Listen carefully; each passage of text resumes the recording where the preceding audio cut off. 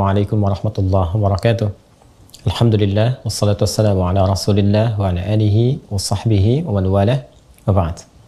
Saudara-saudariku dimanapun Anda berada, dulu sejak zaman jahiliyah, masyarakat Arab tempo dulu berusaha untuk membentuk kelompok-kelompok kecil yang menyebar ke seantero tempat di wilayah padang pasir untuk mencari sumber air dan menyiapkan tempat-tempat tertentu penampungan-penampungan air sebagai persiapan menuju bulan ke-9 yang begitu terik, begitu panas membakar sehingga berpotensi menjadikan sumur-sumur air menjadi kering dan aktivitas juga menjadi terbatas.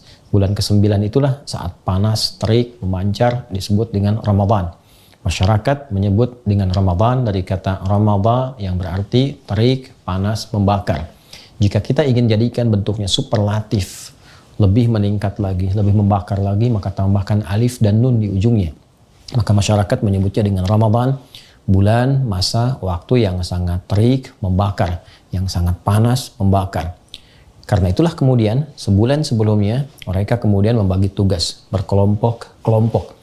Pengelompokan untuk menyebar disebut dengan tasya'ub namanya. Keadaannya disebut dengan Sya'ban. Maka di bulan Sya'ban, bulan yang ke-8, masyarakat seperti yang tadi diuraikan, mereka bertugas menyebar, mencari sumber-sumber air untuk ditampung, dikumpulkan sebagai persiapan di bulan yang ke-9 yaitu bulan Ramadan.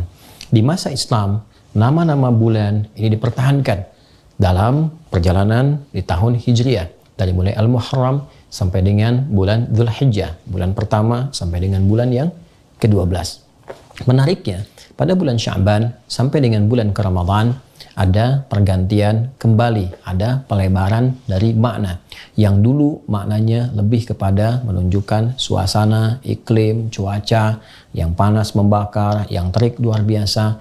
Maka secara metafor makna itu dibawa dalam nilai-nilai syariat, dalam nilai pendidikan spiritual. Orang-orang yang saat Ramadan mau meningkatkan amalnya, membangun ketaatan, meninggalkan maksiat, bertobat dia kepada Allah, maka Ramadan akan memberikan panas, terik, membakar dosa-dosanya, menggugurkan kesalahan-kesalahannya, mendekatkan diri kepada Allah Subhanahu wa Ta'ala dengan taqarrub yang sangat indah, sehingga berpeluang diterima amal, diberikan kemuliaan, dan mungkin juga bisa berpotensi wafat dalam keadaan husnul khatimah dan kembali menjadi hamba yang saleh. Untuk itu perlu persiapan. Tidak semua orang yang sampai ke Ramadan boleh jadi mendapatkan peningkatan takwa, dapat manfaat dari taubatnya, bisa terdorong untuk meningkatkan ketaatan. Belum tentu kalau dia tidak sungguh-sungguh, kalau dia tidak serius. Karena itu ayat puasa ketika dihadirkan di ayat 183 di surah Al-Baqarah itu, penghujungnya Allah akhiri dengan kalimat la'allakum tattaqun, agar kalian mampu meningkatkan takwa. Tapi apakah semua yang puasa bisa meningkat takwa? Belum tentu. Karena la'allakum dikenal dengan huruf taranji, huruf yang menunjukkan terpenuhinya satu harapan dengan syarat kesungguhan, keseriusan untuk mewujudkannya. Di antara keseriusan itu, maka citranya secara metafor diambil dari bulan sebelumnya, bulan Sya'ban, bulan ke-8. Saat banyak orang di masa pra-Islam mengumpulkan air untuk persiapan bulan ke-9, maka air berikutnya yang kita siapkan menuju Ramadan adalah air-air spiritual. Air-air yang bukan hanya melapangkan dahaga kita, menghilangkan haus, tapi air juga yang bisa menumbuhkan nilai-nilai ketaatan, yang bisa menggemburkan kembali, menyuburkan kembali hati-hati yang kering. Karena itulah banyak ayat dalam Al-Quran yang menyebut tentang air. Kata alma yang mewakili air saja setidaknya disebutkan 63 kali dalam Al-Quran. Ada yang menunjukkan turunnya air dari langit berupa hujan. Wa anzalna minas sama'i ma'a. Kami turunkan dengan keagunganku, kata Allah Subhanahu wa Ta'ala, dari langit air, berarti hujan. Khuliqa min ma'in dafiq. Ada yang kedua, menunjuk kepada asal mula manusia yang tercipta juga dari air yang terpancar. Pun demikian, sumber kehidupan pun juga pusatnya bermula dari air. Sumbernya sangat sekali terpusat kepada air. Wa ja'alna minal ma'i kulla syai'in hayyin, kami jadikan dari segala yang hidup itu sangat bergantung kepada air. Demikian kata Al-Quran. Karena itulah kemudian ada juga metafor-metafor yang mengkiaskan, menganalogikan turunnya air dari langit yang bermanfaat, menggemburkan, menyemburkan tanah-tanah yang kering, hadir tanaman, hadir bebuahan, bisa dikonsumsi. Pun demikian, wahyu seperti air yang turun dari langit. Disampaikan pada Rasulullah, diberikan risalahnya kepada kita untuk menyuburkan kembali hati-hati yang kering. Sehingga muncul kemudian bunga-bunga amal saleh, buah-buah kebaikan yang menggerakkan pohon-pohon ranting-ranting tubuh kita. Dari tangan berbuat baik, lisan berkata yang baik, sampai ke ujung kaki.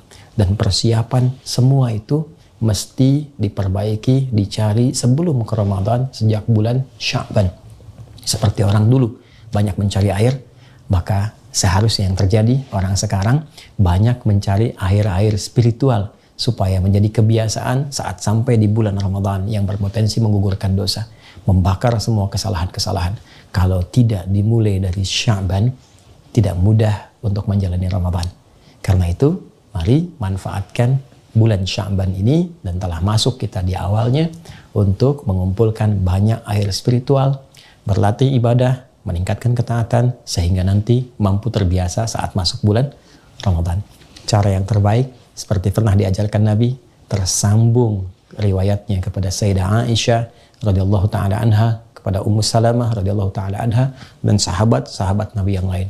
Mereka mengatakan, seperti dikutip oleh Imam Ahmad, Imam Abu Daud, Imam An-Nasai dalam kitab-kitab mereka, bahwa sejak Sya'ban Nabi seringkali terlihat, disaksikan banyak menunaikan ibadah siam. Jadi Rasulullah pun mengajarkan kepada kita untuk beradaptasi puasa lebih dulu. Tingkatkan amal soleh, cari air spiritual sejak bulan Sya'ban. Sehingga ketika terkumpul semua bekal-bekal spiritual itu, siap kita manfaatkan di bulan Ramadan. Siap digunakan untuk bulan Ramadan. Nabi SAW bahkan pernah disebutkan menunaikan puasa di Sya'ban seutuhnya, sepenuhnya, full. Ada juga yang menafsirkan, kadang Nabi buka, kadang puasa. Ini menunjukkan kesan memperbanyak latihan, memperbanyak mendekat, dan semoga dengan itu mengantarkan kesiapan pada bulan Ramadan untuk membangun ketaatan, mendekat kepada Allah, dan membakar semua dosa-dosa dan kesalahan yang pernah diperbuat. Alhamdulillah, setelah sampai di bulan Sya'ban, semoga Allah berkahi, semoga Allah bimbing untuk meningkatkan ketaatan, dan semoga siap menghadapi Ramadan. Adi Hidayat, Assalamualaikum warahmatullahi wabarakatuh.